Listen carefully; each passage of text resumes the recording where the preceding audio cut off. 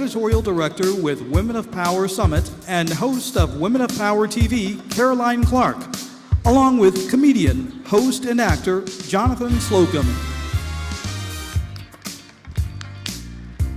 Good evening. Hello, testing. That was your cue to clap for us. Let's try it again. Us, we're here. Good evening, everyone, and welcome to the 22nd Annual Black Enterprise BE 100s Awards Gala.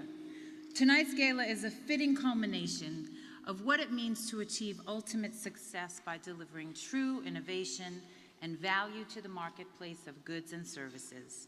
Caroline, I just have to do one quick thing, okay? Okay. Because we are beautiful black people and those who love us together, let's do a church thing. So look at your neighbor and say, neighbor. Come on, look at somebody and say, neighbor. Let me hold $20 to Thursday, because we all have needs. You each have arrived a few short days ago as dedicated entrepreneurs with a commitment to grow, to build, to strategically set goals, and inevitably to learn how to be, when the profit goes up, better, higher performing business owners. Prompter man, help me out. We're confident that when you depart, you will be equipped with the tools to aid you in sharpening your vision, implementing new knowledge and technologies, and applying the tenacity necessary to inevitably lead you to ultimate success, and perhaps even join the ranks of the prestigious BE 100s. Make some noise for that, y'all. BE 100s. And to provide you with additional fuel for inspiration, we are honoring several extraordinary business leaders this evening. So let's get started by welcoming the President and CEO of Black Enterprise, Earl Butch Graves.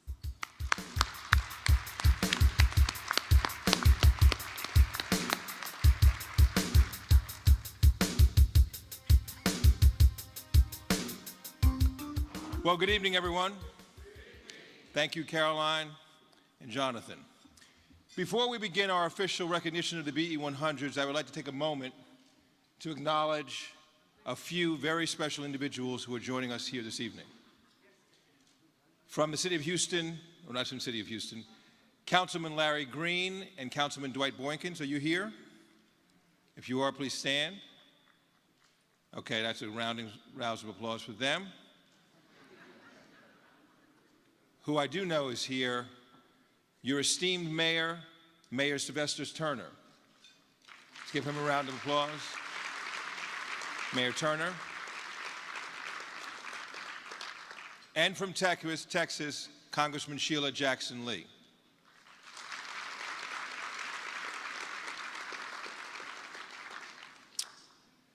One day, I'm going to be on the BE 100s. This is a declaration that we at Black Enterprise have heard countless times over the years, from entrepreneurs who look to our list of the nation's largest Black-owned companies as both their standard and inspiration for their lofty entrepreneurial ambitions. And now, after more than 4 decades of ranking the BE 100s, we never, ever tire of hearing business owners make that declaration, and few things are more rewarding than watching them achieve that goal, and in turn, challenge others to even greater achievement. When it's all said and done, that's what tonight is all about. The very foundation of the mission of Black Enterprise is to chronicle the condition, progress, and contributions of African American business leaders and Black-owned companies, highlighting the trials and triumphs of entrepreneurs who spin innovation and ideas into profitable, sustainable enterprises. When it comes to the BE 100s, America's largest Black-owned businesses, we have the privilege of making our annual salute to the very best of the best. This year, here in Houston, we continue that tradition. This evening, we honor the outstanding achievers of the BE 100s who consistently demonstrate that perseverance, innovation, and excellence are the key attributes that make their companies leaders in their respective communities and industry, and set an example for entrepreneurs across this nation and around the world, regardless of race or nationality.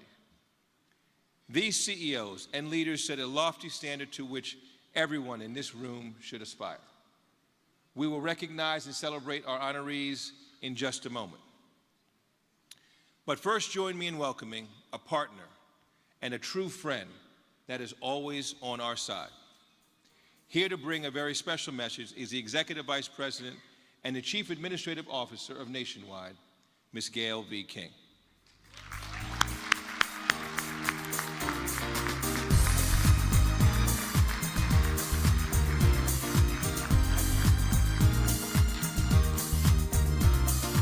All right, well, good evening, everyone.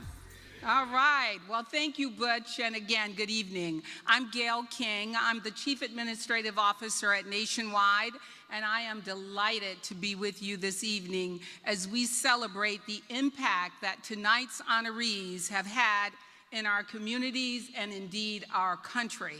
On behalf of the Nationwide team, many of whom are with me this evening, we want to say thank you for being here. Nationwide is proud of the long-standing relationship we have had with Black Enterprise. In fact, this is our 7th consecutive year as the host sponsor of this summit. Yes, a big round of applause. And so the question that we get from time to time is, why 7 years? And why will we continue this relationship? It's because Nationwide is more than a business. I am proud to share that we have more than 90 years of history helping to build entrepreneurs through our agency program and our supplier diversity efforts. And we view our alliance with Black Enterprise as one additional way to demonstrate our On Your Side brand promise through our continued support of you as entrepreneurs. This year's program has provided an opportunity to hear from some exceptional people who have provided inspiration, and I hope who have reminded you that your dreams can come true. From the informative workshops to a great lineup of speakers and networking opportunities, many of you have talked about how this event has already helped you grow and strengthen your business and networking circles. To Butch Graves and the entire Black Enterprise family, we say congratulations. We are incredibly appreciative for this platform, and Nationwide is proud to call you partner. And to each of you, we always say thank you for investing your time at this event. So whether you came to here this week as an aspiring entrepreneur or a successful business owner, this summit was designed for you. And it is our hope that you are leaving here today better positioned for continued success in your personal and professional endeavors.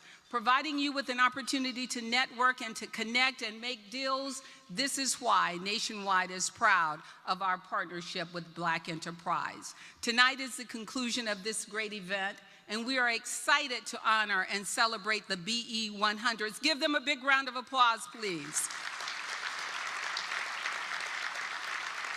And we're also excited that we're going to honor 2 heroes, Vernon Jordan and Hank Aaron. A big round of applause for some amazing heroes. Each and all of you represent the best of the best, and you make us proud. Again, it has been an honor and a pleasure to be your host sponsor. And again, on behalf of the entire Nationwide team, our best wishes in your business pursuits. Please enjoy the rest of your evening. And remember, help me, Nationwide is on your side. Thank you.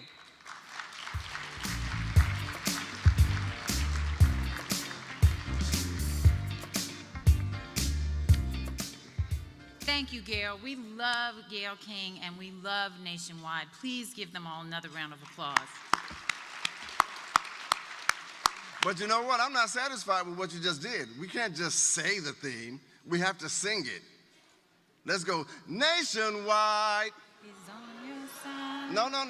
We got to urbanize it. Nationwide is on your side. Yeah.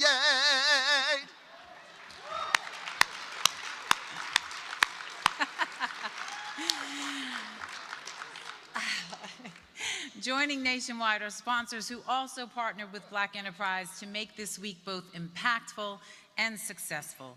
Here to recognize their contributions is Black Enterprise Senior Vice President and National Director of Multimedia Sales and Sponsorship, Kyle Allman.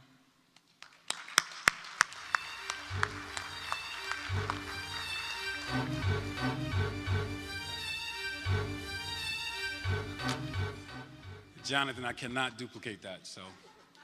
Thank you and good evening, everyone. I hope everyone has enjoyed the summit and the location this week. The purpose of our summit is to bring together entrepreneurs, small and large, and provide an access point to blue chip corporations.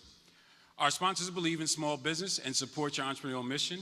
In turn, it's time that we support those companies that market and believe in your mission. With that said, it's my pleasure to highlight the efforts and commitments made by our sponsors of this year's summit. Beginning with our title partner, Nationwide Insurance, which has been a sponsor of our Entrepreneur Summit for 7 years and a valued long-term partner across all of our Black Enterprise media platforms. Thank you to Gail King, Terrence Williams, Lou Yarbrough, and the entire Nationwide team for ongoing partnership and serve our shared constituencies.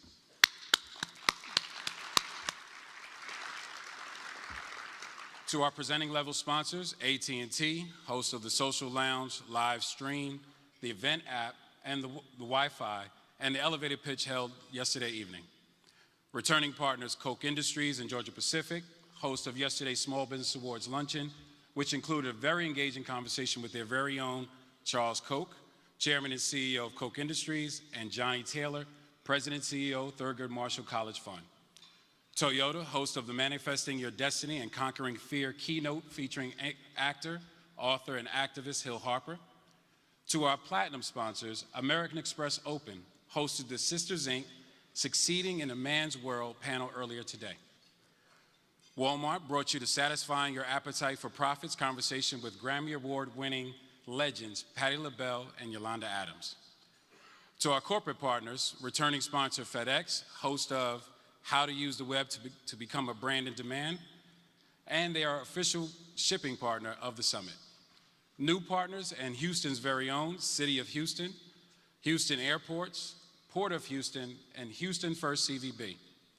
To our strategic partners, BBVA, KMAC, Shell, which was host of the Seizing Opportunities in Energy session yesterday, and Unity National Bank, excuse me. Please join me as we acknowledge the 2017 Entrepreneurs Summit partners.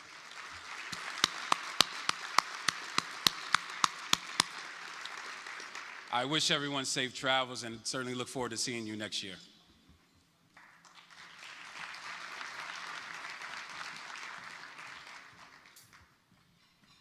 Thank you, Kyle. By now, many of you have heard that Black Enterprise will launch a brand new summit this year that honors the essence, image, and accomplishment of today's man of color.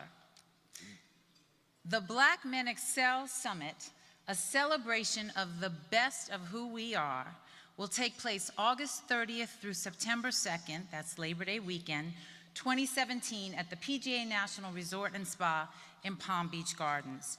Gentlemen, we certainly invite you to join us for an event specifically with you in mind. And ladies, as the head of the Women of Power Summit, I have to tell you, you know this, nothing happens without us. And they don't really want to be together without us. So we hope to see you there as well. All the brothers planning on attending say amen. And all the sisters who want to go to get a brother say amen. It's going to be a wonderful night. Hank Aaron is in the building right there. Can y'all give him a big round of applause, please? I just happened to look over there. Hank Aaron he hit home runs without steroids. All he did was eat grits and pork. That's the way you hit home runs. Can't wait to pay tribute to you. Please welcome Senior Vice President and Chief Content Officer for Black Enterprise, Derek Dingle, and let's welcome back the boss man, Earl Butch Graves, Jr.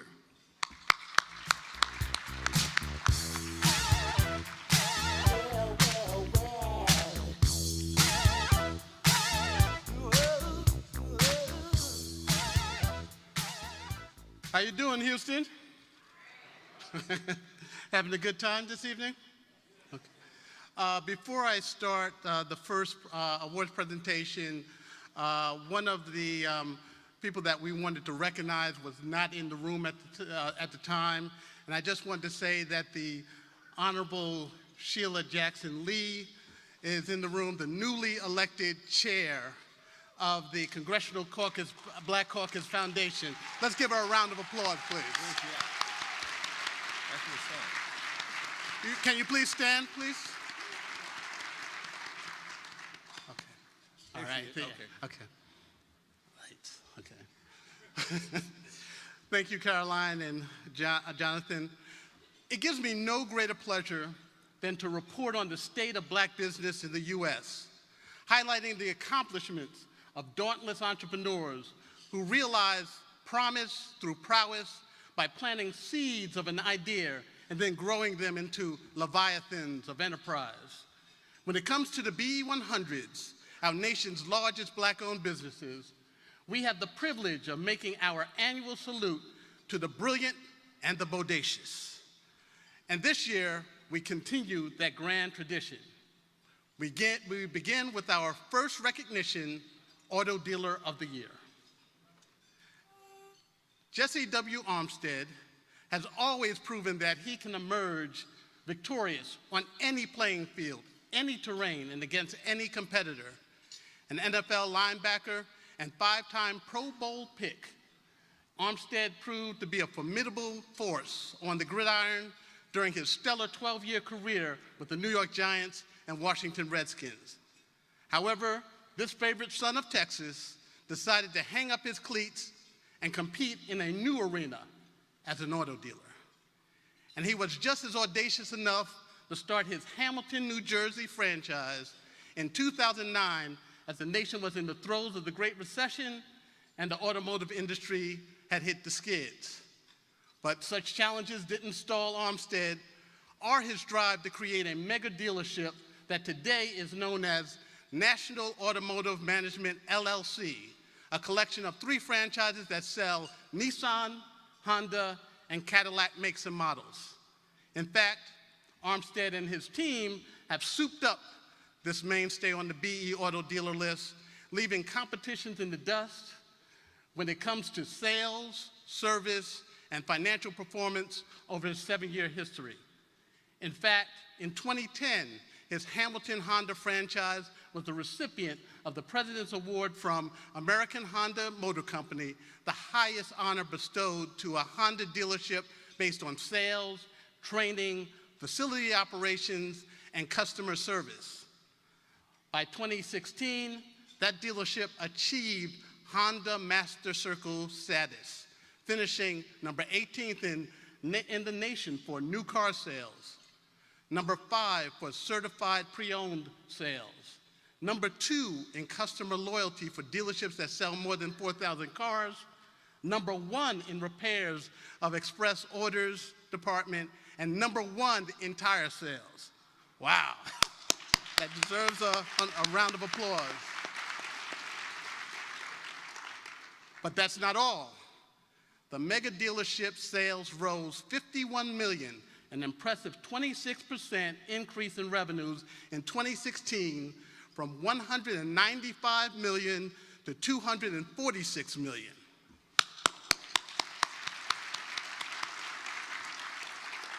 The largest part of that gain, some 40 million, came from the addition of a new Nissan store in Detroit last year, an outlet designated as the number 1 in Nissan sales in the state of Michigan. And Armstead has applied the same lessons of discipline, focus, and teamwork that he gained on the football field to produce a 5-year revenue growth of 144%. 144%, as well as accelerating the growth of his automotive empire. Ladies and gentlemen, it is my pleasure to present the 2017 Black Enterprise Auto Dealer of the Year Award to Jesse W. Armstead and National Automotive Management, LLC. I'm ready to go right now. I'm ready to go right now.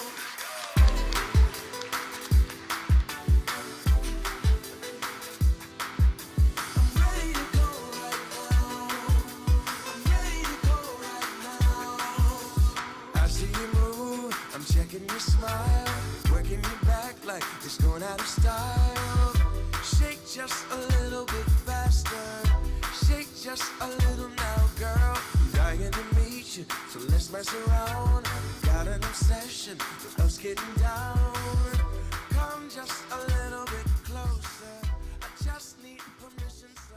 I'd like to say thank you very much to Black Enterprise. I'm very thankful and very honored to accept this award. So many people I have to thank, and that's a long list, but I'm gonna make it real quick because I know everybody, I know how the time rolls. First off, when I first got started, it was very difficult because there was so many different pitfalls, but I hooked up with NAMAD, Damon Lester, and NAMAD, the president of NAMAD. And they made sure that I followed all the steps and went to NADA school and graduated from NADA school before really getting into the dealership. I'd like to thank my wife for the lonely many a nights that I'm grinding, and she let me put in the work because she came from that background from the football world where you had no choice but to put in that work. And I'd like to thank my mother. We came out of Dallas, Texas, out of Oak Cliff. And that say it all right there. We didn't have that much, but you know what? We thought we were rich, but we didn't know no better. We thought we had everything in the world. One thing about it, my employees, guys, my teammates, we talk about team at the dealership because I played on a football team. And anytime you're doing a business, it's all about team. And my team is here.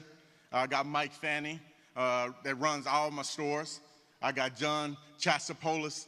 He runs all my stores in Michigan. And these are the guys that I lean on. Guys that we come together with a game plan and we execute the game plan.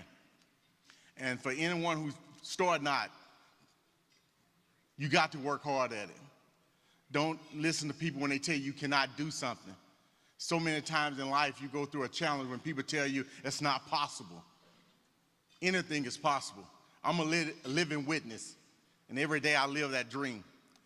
And I don't want to lag too long because I can get very involved in this whole conversation. But I'm very thankful to get this award, but I'm not finished. I'm hungry.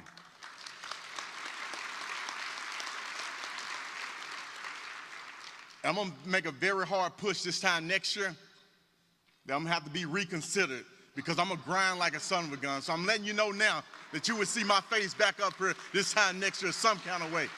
And thank you all. I'm very thankful, all right?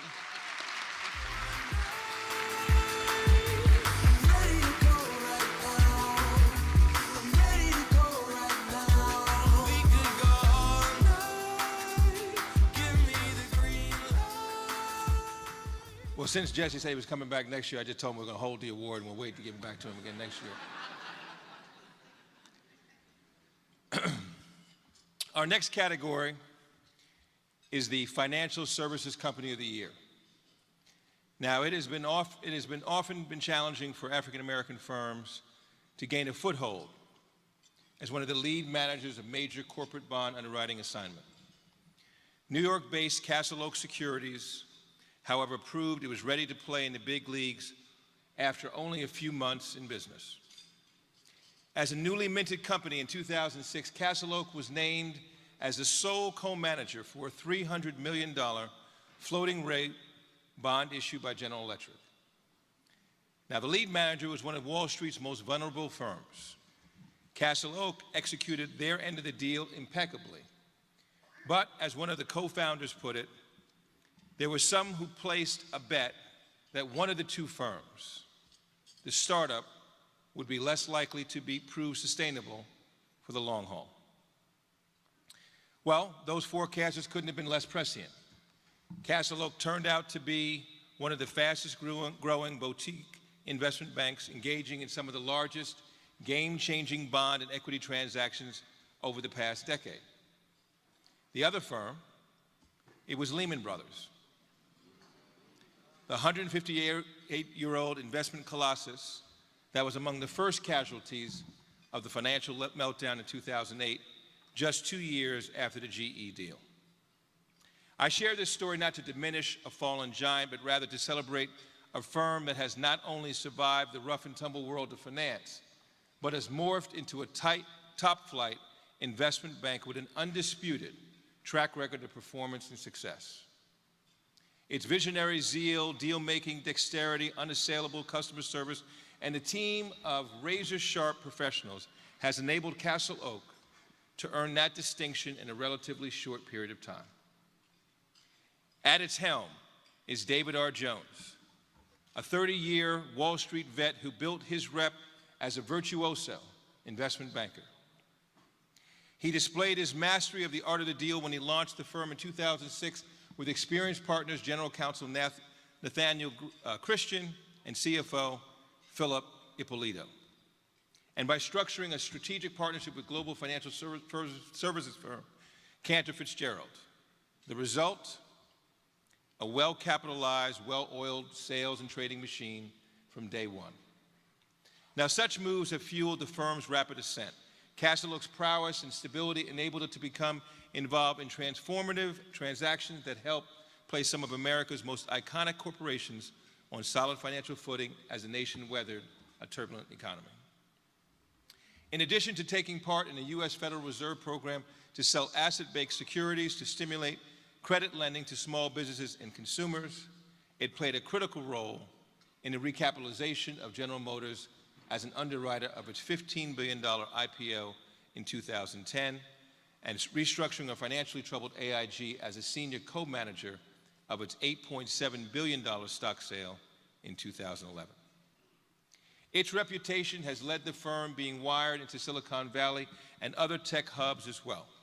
In fact, Castle Oak provided underwriting services for the $104 billion Facebook IPO and Microsoft's $19.75 billion bond offering, among others. And Castle Oak is also well on its way to becoming a global powerhouse, recently being selected as discount note seller for International Financial Corporation, a member of the World Bank Group. This firm's role makes it the #1 minority-owned underwriter of the supranational debt. Now, what sets this firm apart? Its financial clout, powerful infrastructure, and diverse investor network that has produced what has been dubbed as the Castle Oak difference, making it a magnet for leading corporate, government, and institutional clients and the very best talent on the street. But true to Wall Street, the proof is in the numbers. To date, the firm has assisted its clients and public offerings totaling more than $2 trillion.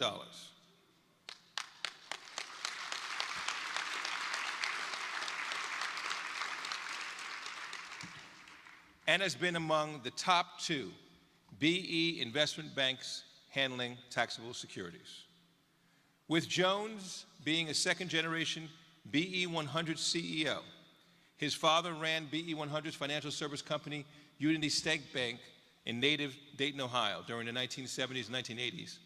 This Boston University and Wharton Business School grad has guided Castle Oak as a vehicle for the empowerment and enrichment of African-American financial managers and professionals. So it is indeed my honor to present the 2017 Financial Service Company of the Year to President and CEO, Mr. David R. Jones, and Castle Oak Securities, LP.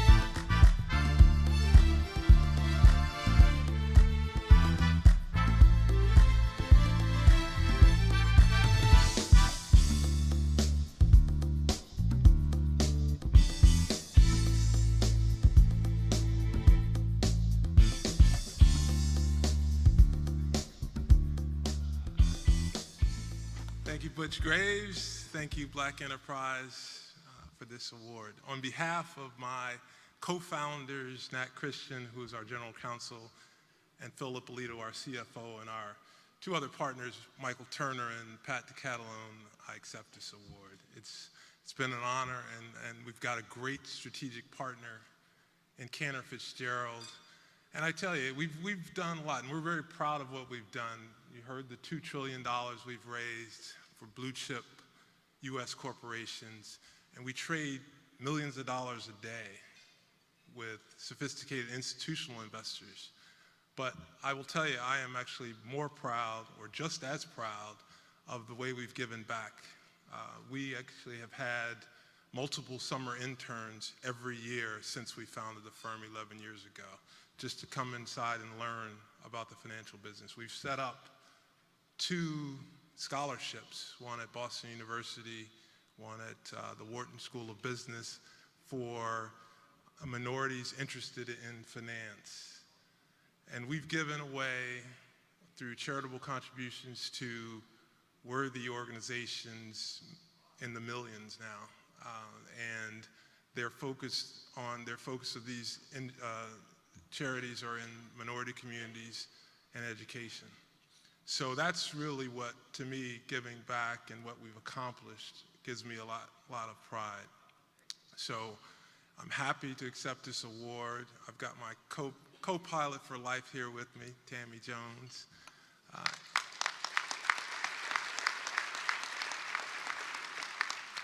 But I'm very happy and proud to be Black Enterprise's Financial Services Company of the Year. Thank you very much.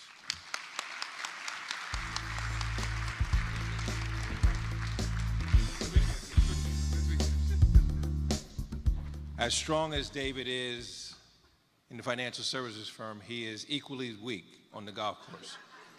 And he's a favorite duck of mine, and I just want to thank him for putting my kids through college due to his golf swing. Caroline, that brings you up.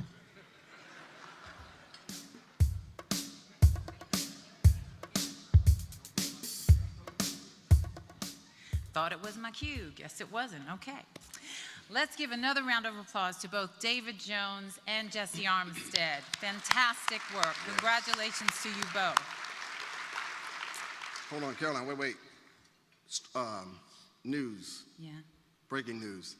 So when you guys leave,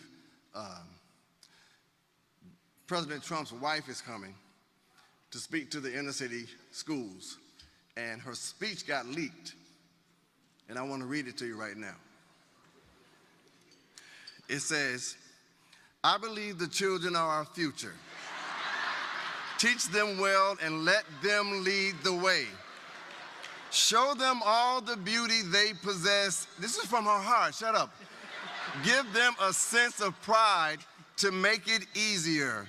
Here it is. "Let the children's laughter remind us how we used to be." Oh my, that's our First Lady. Thank you for sharing. Dinner is about to be served, and following the meal, we'll come back to recognize our BE 100's honorees in the categories of Company of the Year, Corporate Champion, and our highest honor, the A.G. Gaston Lifetime Achievement Award. Now, I see a few empty salad plates. Now, I won't tell God if you won't, but we are going to put a blessing on this meal before we go the rest of the way. Amen. So, I'll say a little prayer privately because I'm going to leave the blessing to my lovely co-host. All right, let's bow our heads, please. Father, bless this food and may it strengthen out and nourish our bodies. Forgive those who've eaten without your grace. In Jesus' name I pray, amen. Enjoy your meal. Bon appetit.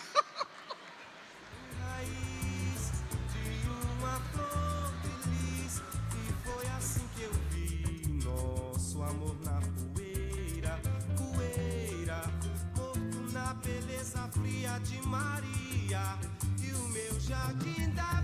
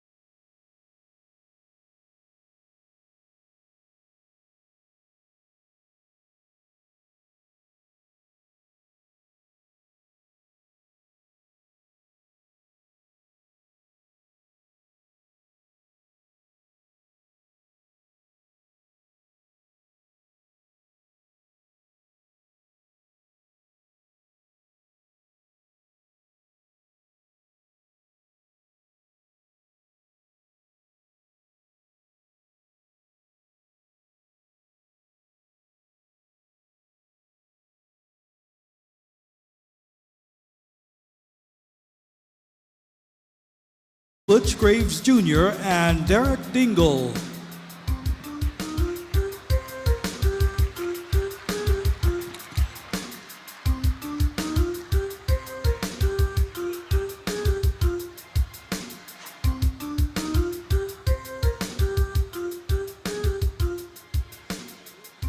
So, did everyone enjoy their dinner? Okay, good, good, because there are more treats to come, more treats to come. Now we recognize the Black Enterprise Company of the Year. Over the past 45 years of tracking the companies that comprise the BE 100s, we've discovered that familial bonds and business excellence not only coexist, but has traditionally served as the backbone of Black business, catalysts for institutional success and longevity. And for our next honoree, it has been about family, and its management team has the bloodline to prove it. The journey of Powers & Sons Construction Company started in rural Mississippi long before its current CEO, Mamon Powers Jr., and his brother, COO, Claude Powers, were born. Their father, Mamon Sr., was barely a teenager when he learned the basics of construction from their grandfather, who built churches in the 1930s and 40s. Mamon Powers Sr. would graduate from college, marry his college sweetheart, and move to Gary, Indiana. But few people knew it was his wife who encouraged Mamon Sr. to pick up the entrepreneurial torch and launch a construction company in 1958 with another Black African-American builder. Together, they built subdivisions and residential properties for African Americans throughout that Midwestern industrial city. In 1968, the patriarch restructured and renamed the company Powers & Sons. And his sons, along with a number of other family members, over the decades, have played a significant role growing the company into one of the largest Black-owned businesses in the Midwest.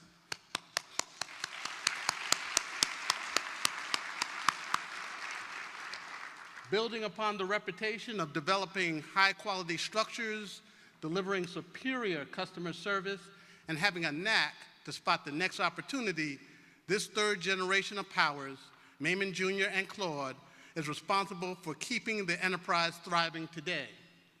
They changed their focus to high-margin industrial construction jobs, and now a fourth generation is taking on active managerial roles. Both brothers have millennial children, Mamon III, Kelly, and Claude, who are pushing Powers & Sons into the digital age of construction, operations, and marketing. When construction opportunities opened up in Indianapolis and Chicago, Powers & Sons pounced.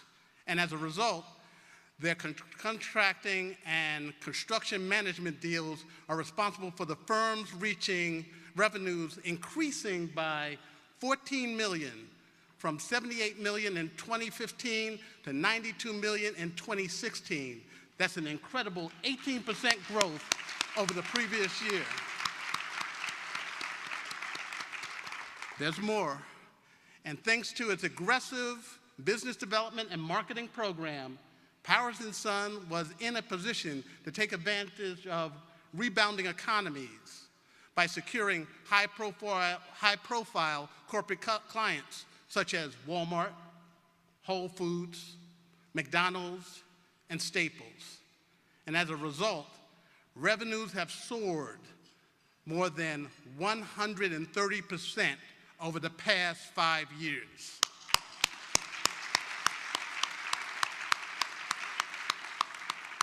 Now that's a testament for the power of a family business.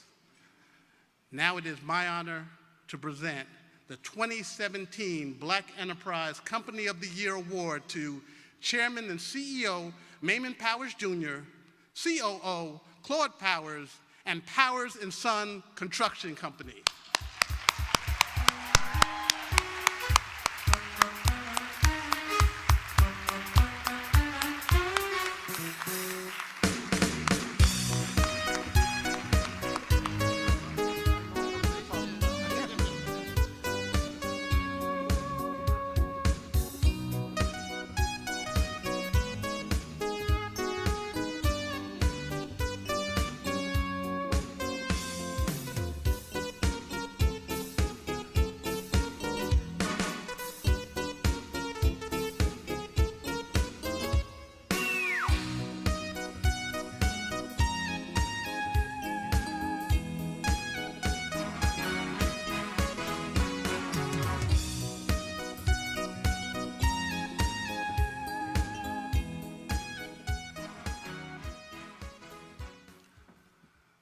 Certainly a great thank you to Black Enterprise, to the Graves family, to Derek Dingle and the others of Black Enterprise for this outstanding award and acknowledgement of Powers & Sons Construction Company.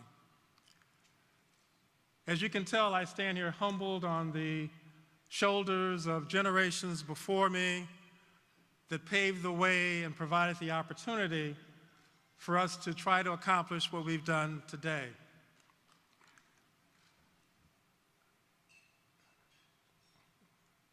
It's a little difficult because I think of my mother, as I said earlier, telling my father, don't worry about the house, you go start the business, with 4 babies at home. That took fortitude, but it was a cooperation between the two of them that led us to where we are today. So now I think of my wife of 45 years this year,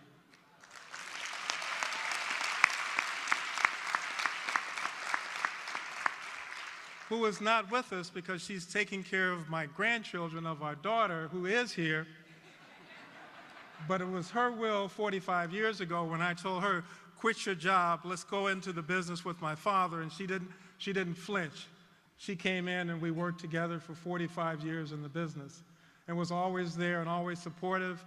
And for those of you that are in business, you know that most days you go home and you're pretty beat up. And she was always there to be of comfort to me, to say it's okay, not ask where's the next paycheck, because you don't know where it's coming from. So it's that type of thing that's helped us over the years, the supportive spouse. That's extremely important in any business effort. Whether it's the male spouse or the female spouse, that is what makes the difference. The other difference that occurred, and it's been for me almost a good 45 years, I was always afraid because I was second generation, and second, third generation, there's failure. You don't make it. So I had a constant fear of failure that I wasn't going to be able to carry on the business.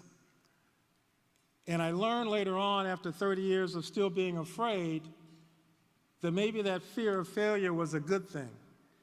That fear of failure kept you motivated to succeed. It kept you on the cutting edge, always looking for greater opportunities and ways to go forward.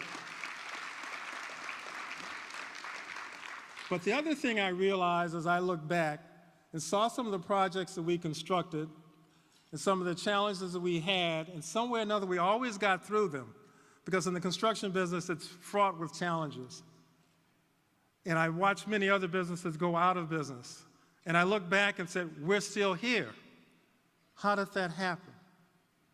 And then I realized it was our faith in God that kept us going.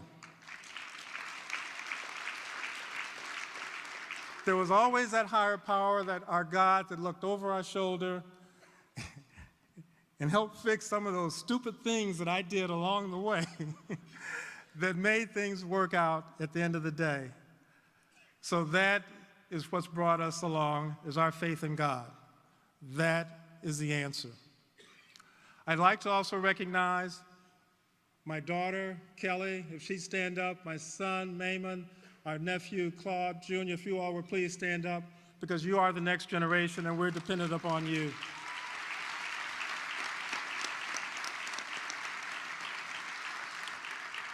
And my brother, Claude. So thank you very, very much. We appreciate this honor, and we look forward to next year. Thank you.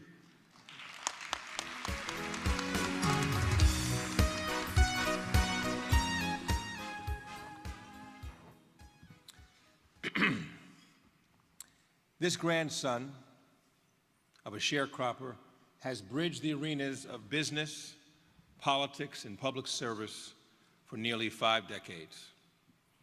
Early on, the Atlanta, Georgia native was a barrier breaker who championed the rights of African Americans and all who were denied access. He was this man who integrated DePaul University to change. He said the way blacks lived in the United States. As a young lawyer, he was the man who served as the counsel and literal shield for a young Charlene Hunter when she integrated the University of Georgia in 1961. And he was this man that repeatedly stood on the front lines to end Jim Crow laws, organized boycotts, helped access the vote for the disenfranchised in the Deep South, provide access to education for young African Americans at HBCUs, and create economic opportunities. In the process, he's become one of the most sought after and influential advisors of CEOs, public servants, and yes, the President of the United States. Ladies and gentlemen, I am, of course, talking about none other than Vernon Jordan, Jr.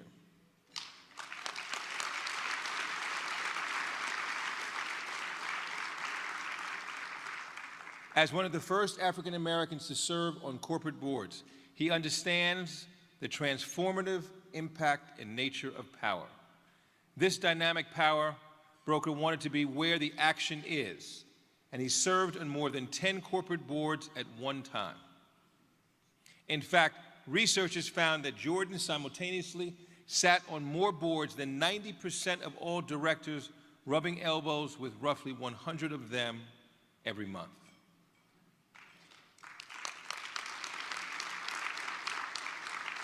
He would say, cultivating the success of the world's most powerful corporations requires a combination of loyalty, good judgment, and rhino tough skin. And he quoted, "I think I've been in boardrooms all of my life. As a kid in Atlanta, I had a white coat on and tie serving board members from my mother's catering service. The boardroom had a different look from a vantage point of a waiter as opposed to the vantage point of a director. And from his position, he has leveraged it to level the playing field, increasing opportunities for executives and suppliers of color alike." Let's take a look at his amazing story.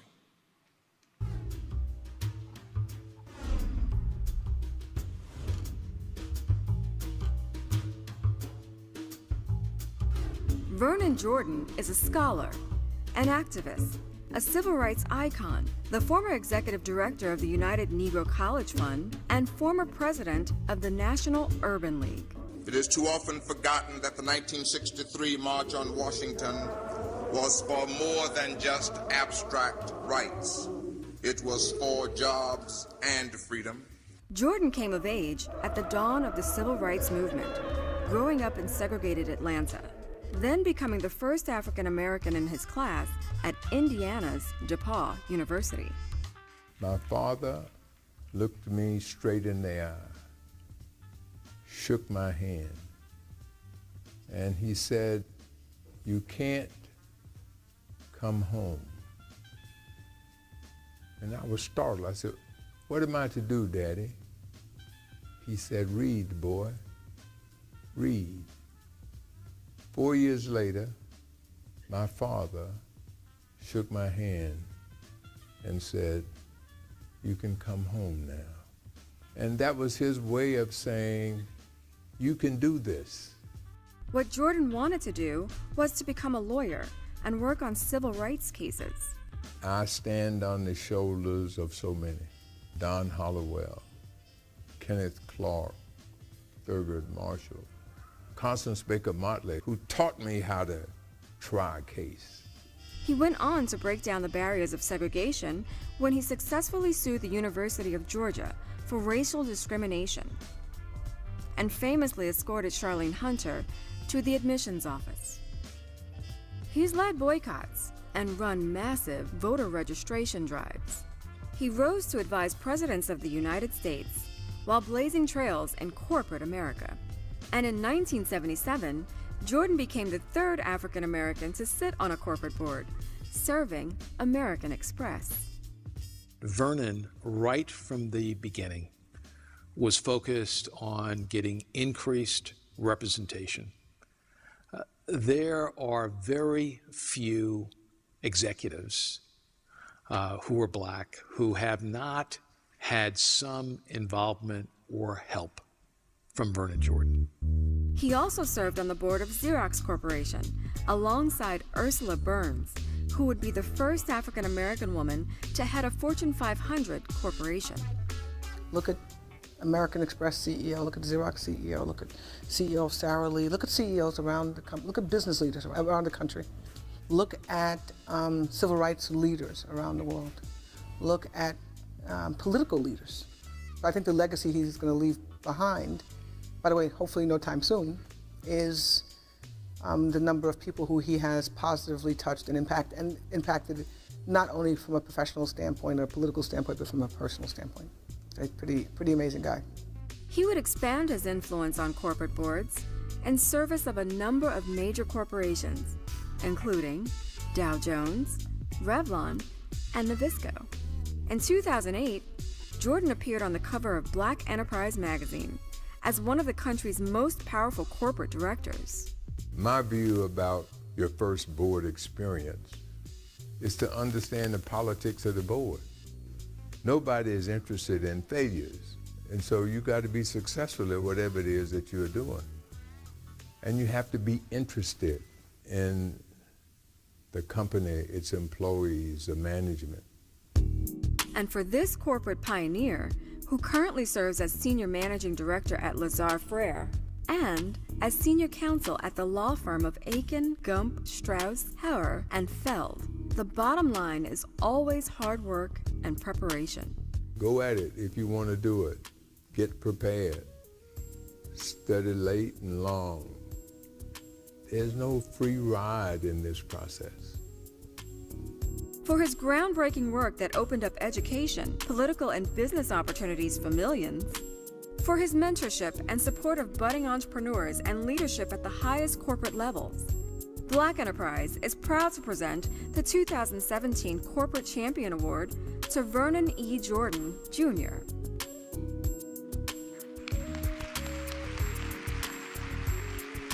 Ladies and gentlemen, please join me in celebrating and honoring Mr. Vernon Jordan. Mike. Hello.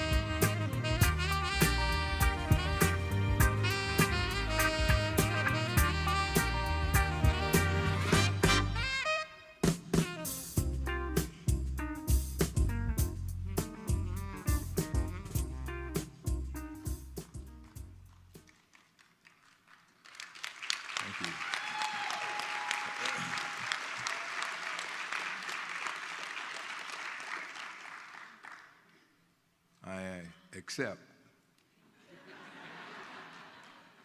this award. There is one thing about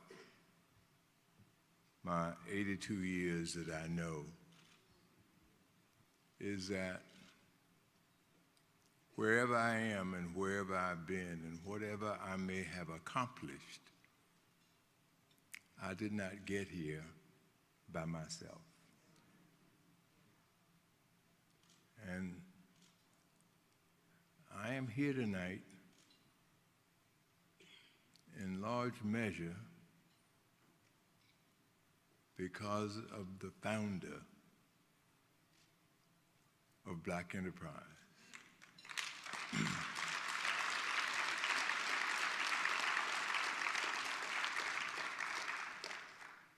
When I was asked to succeed Whitney Young in 1971,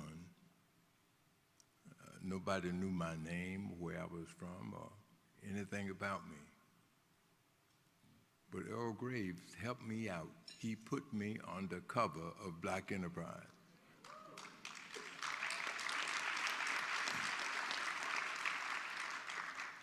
And I have been a huge beneficiary of his friendship, his caring, and it was during my tenure with the Urban League that the highest or that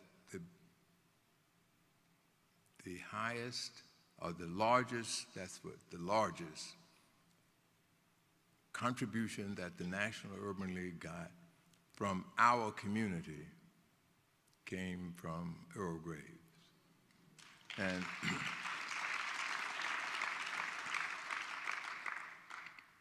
And I'm very grateful for that, and I greatly appreciate his friendship. We were neighbors in Westchester County. We both have a bad habit about having our shoes shine.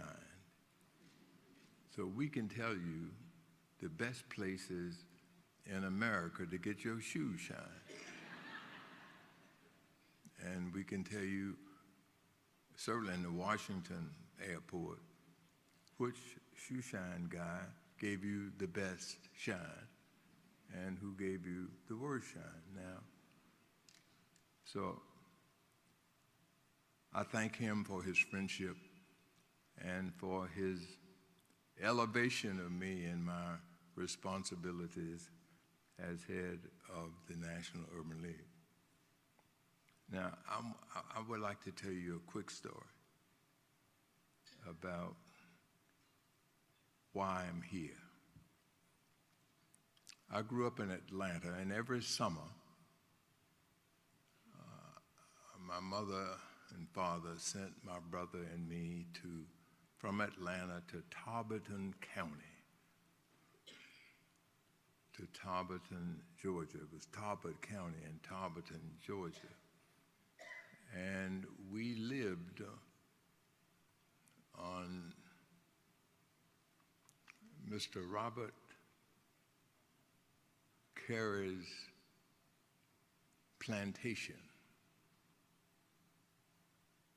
And the big house was way up here on the hill, and my grandfather and my aunt stayed in the two little houses way down the hill and right on the road.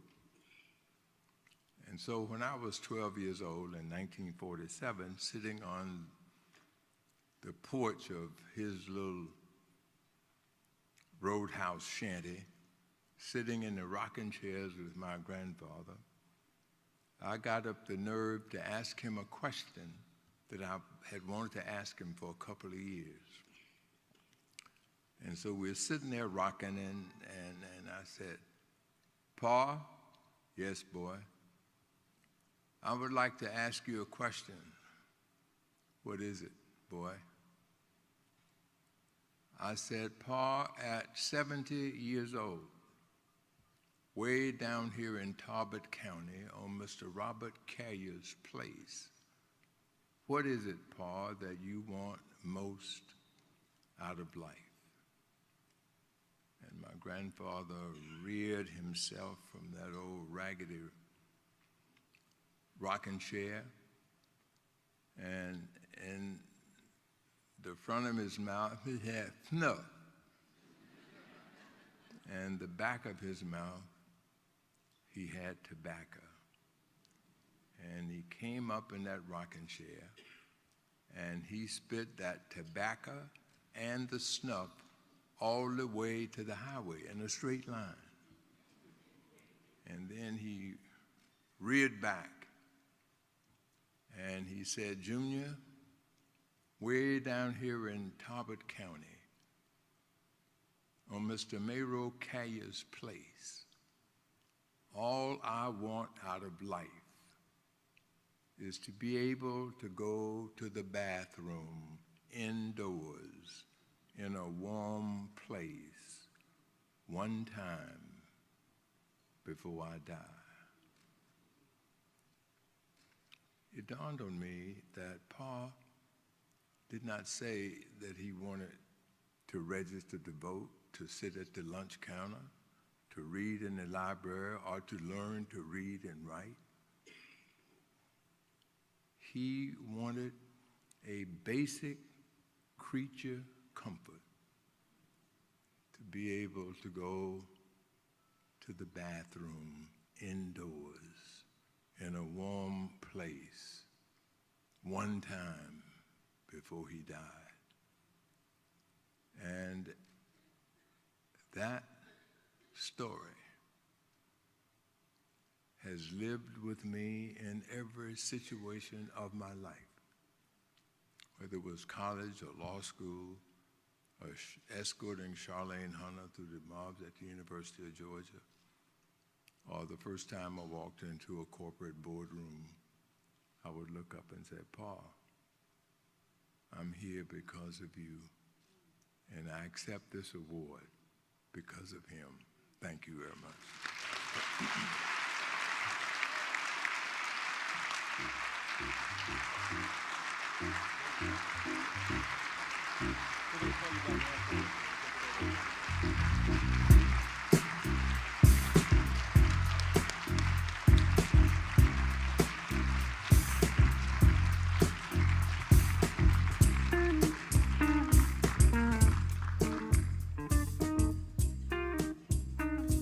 Is he not an incredible man, ladies and gentlemen? I don't know if you saw him skip down the stairs at 82, but that was pretty impressive.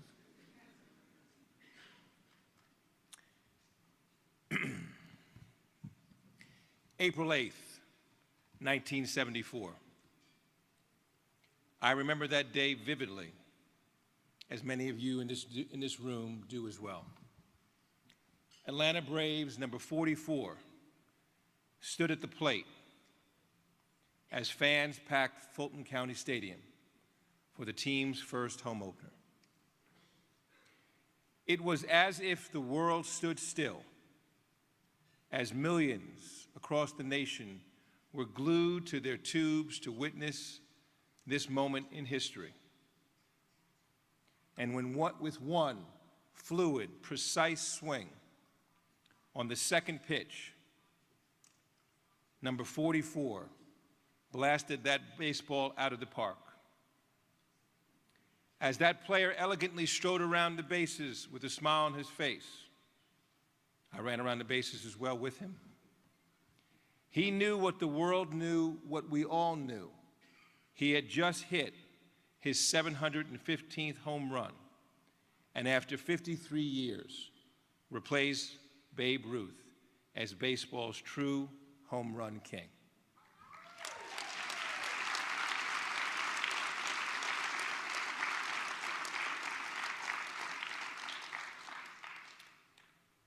Ladies and gentlemen, the man who broke Major League Baseball's, quote, unbreakable record was, of course, none other than Henry Louis, Hammerin' Hank Aaron.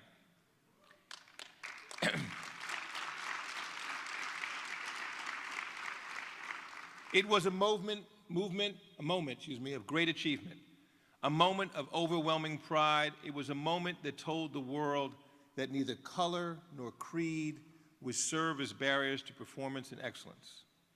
We are here tonight, however, to honor this legend, not for his baseball accomplishments, but in the business arena. You see, Hank Aaron demonstrated consistently the same values of performance and excellence as an entrepreneur. Not only was he one of the first African Americans to rise in the white male-dominated front offices of Major League Baseball as Vice President of Player Development and a board member for the Atlanta Braves, but he broke barriers in the automotive franchising industry as well. When he opened his Atlanta-based BMW dealer in 1999, he became one of the few African-American entrepreneurs to own an import auto franchise. Overseeing all operations of Hank Aaron BMW, it became one of the most successful dealerships in the nation and one of the crown jewels of Hank Aaron Automotive Group, which included Honda and Toyota dealerships. In a manner that is true to his humble Mobile, Alabama roots, he paid attention to every detail related to sales, finances, and especially the customer, as his dealerships consistently won J.D. Power honors for customer service and satisfaction. Within 5 years of opening his BMW store, the Home Run King hit a grand slam in the automotive industry by earning the rank of number 38 on the BE 100's auto dealer list and the honor of being named the 2004 Black Enterprise Auto Dealer of the Year.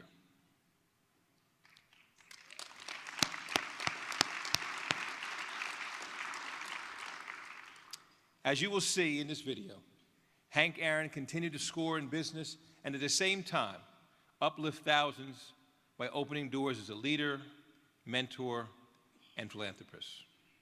Let's take a look.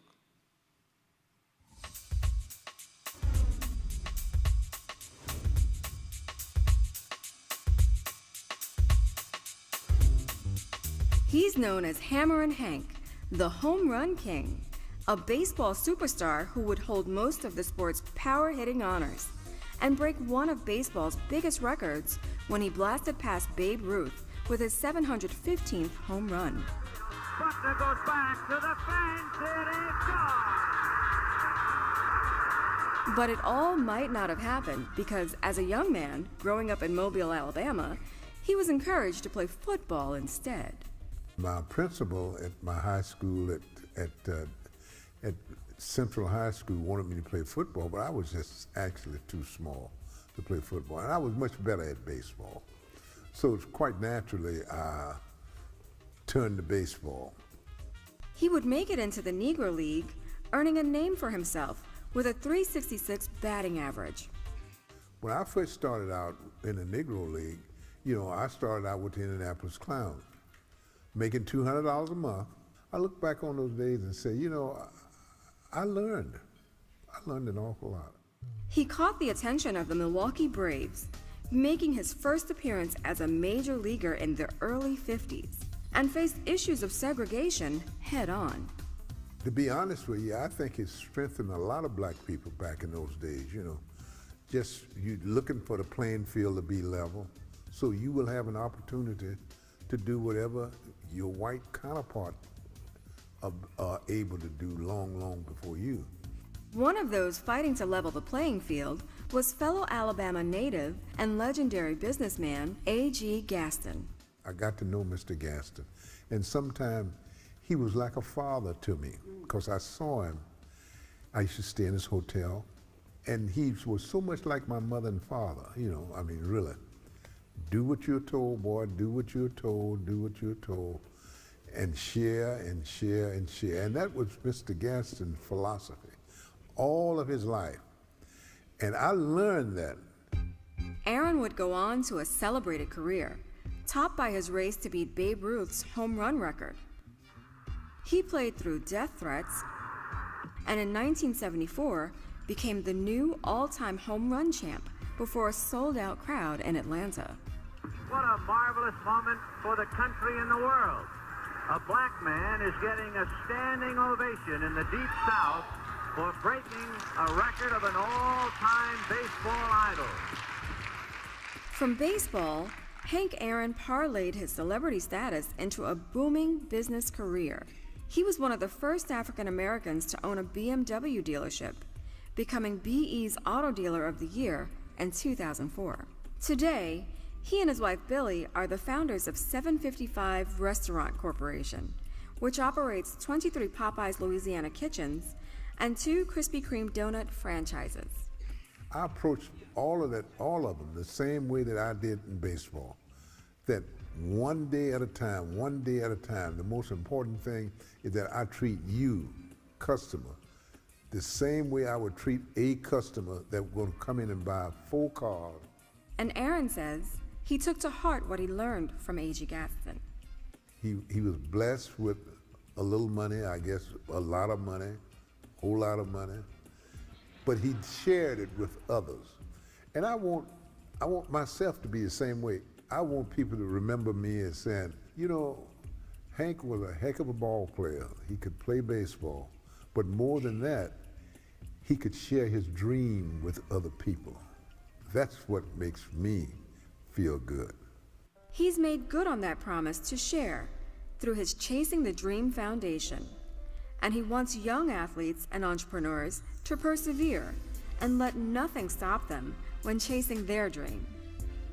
I try to tell all young kids, I said the most important thing that you have to remember, that there is no shortcuts in life. There is no shortcut. I said, the most important thing is that you have to take one step at a time and do it right. For embracing and promoting the philosophies of his mentor, A.G. Gaston, of sharing, chasing your dream, and persevering in everything you do, it's only fitting that Black Enterprise present the 2017 A.G. Gaston Lifetime Achievement Award to Hammerin' Hank Aaron.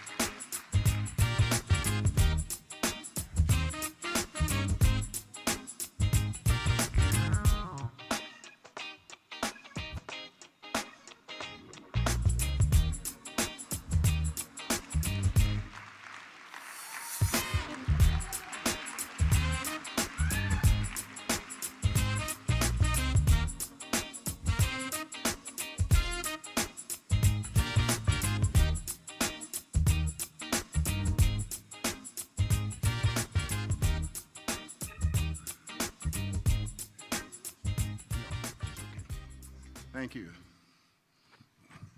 Let me thank Black Enterprise. You know, as I was sitting here listening to all of the previous speakers, and I start thinking how lucky I am. And then I start thinking, you know, you're not lucky. You know, you just happen to be skillful and you had something that you were able to hit a few home runs. And you noticed when I was coming up here a moment ago, I was hopping. And the reason for that is because I wouldn't listen to my wife. I hit 750 some home runs, but one day she told me not to go out of the house, and I decided I was going to go anyhow. And I went out and I broke my ankle, and she said to me, she said, see, if you listened to me, you wouldn't have broken your ankle. But things like that happen. I want to thank you for this award. Seriously, this is tremendous. You know, A.G. Gaston and I go back a long ways. And I think about some of the things that, as a little boy playing baseball in Birmingham and listening to a lot of the civil rights people talk in the early mornings, and what it was going to take in order for black folks, for all of us to move to another level in life. And I started thinking, and one day having breakfast in A.G. Gaston Motel in his restaurant, I remember 2 or 3 of them was talking about what it was going to take in order for black folks to keep moving in the right direction. And I heard him say one thing that stuck with me for a long time. And he was talking about most of us are unappreciative of our black women. And I just want to say that you are the cattle. You are the ones that make things go. I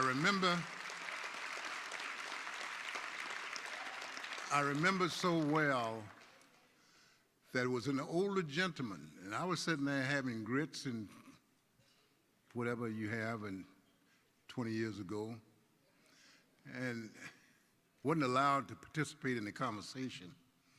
But I heard him make a remark. He said, you know what? He said, I don't think that any of us understand life. And I started thinking, he wasn't talking to me because I dared not even participate in the conversation. He was talking to some of the older gentlemen. And the other guy said, well, why do you say that? He said, you know what? He said, we get in an argument with our wives at night, and he said, we carry it right on until the next morning. And the next morning, we are still angry. He said, that's why we got to learn how to pattern ourselves on trying to fix things up before we go to bed at night. And I started thinking about that, and I said, you know, if I ever get to the chance where I'm making a little money or doing some things that I want to do, I said, I'm going to try to live my life like that. So, you know, the thing that I think about so many times, I think about my wife, what we have done together as husband and wife. We have somewhere in the neighborhood of about 15 or 16 kids on scholarships. And I am very grateful for that. And that is only because of A.G. Gaston, you know, thinking about some of the things that he stood for and the way that he ran his life and what he dictated. I am very grateful for it. I'm very grateful that I had a chance to be his mentor, to be somebody that I think that I want to pattern my life after. I pattern my life after because of the way that he wanted to grow up being the kind of person that he wanted to be. He was not only a civil rights icon, he was not only someone that all of us in this room can think about, but we can think about all of the things that he stood for. Somebody get in jail, he would help bail them out. I mean, he wasn't a marcher, but he was a damn good guy.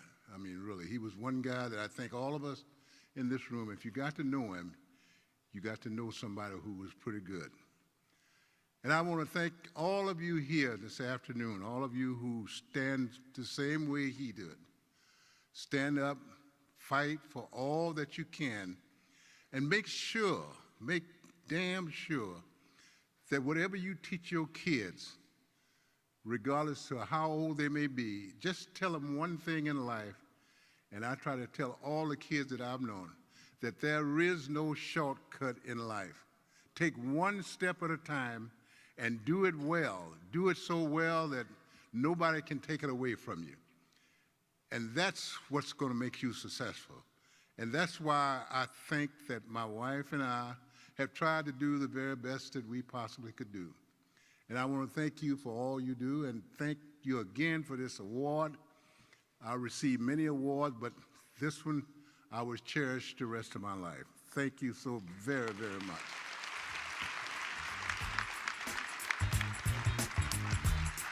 We're going to bring the award. We're about to bring it down to you. Okay. All right.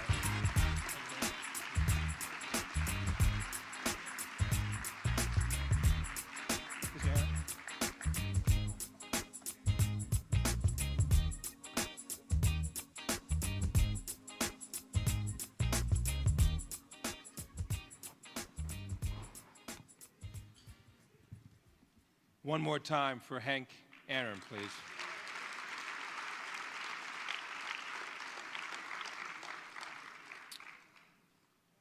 This concludes our Entrepreneurs Summit here in Houston.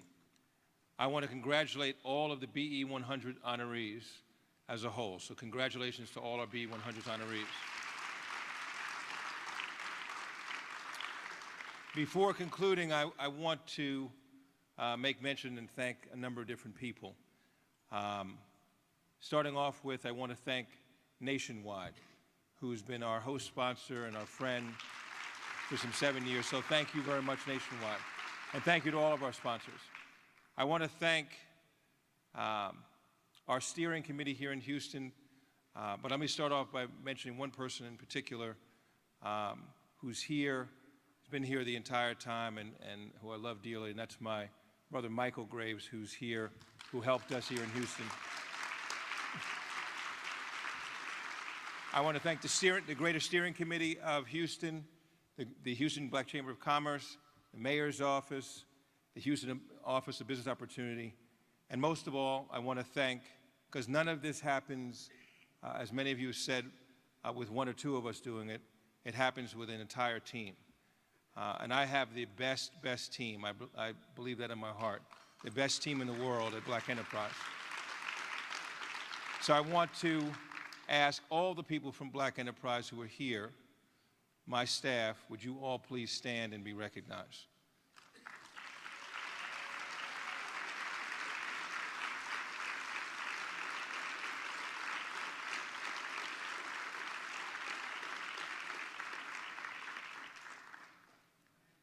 And I would also be remiss if I didn't recognize also my daughter who's here. She's the head of digital social media for us. So let me recognize my daughter, Kristen Graves, as the next generation Graves.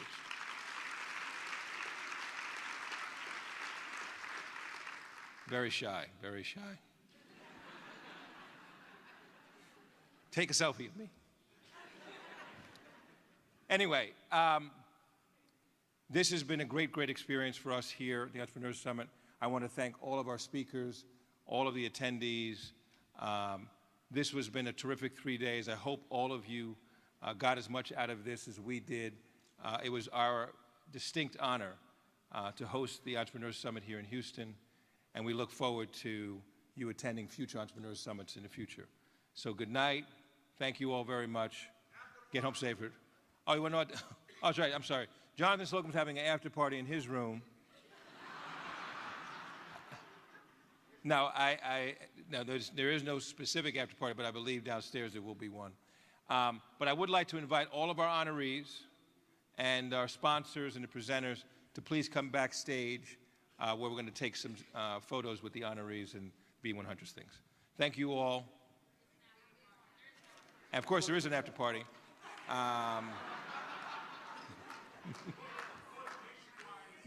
Yes, of course, exactly. Oh, right, it's right here in front of me. That's what it says.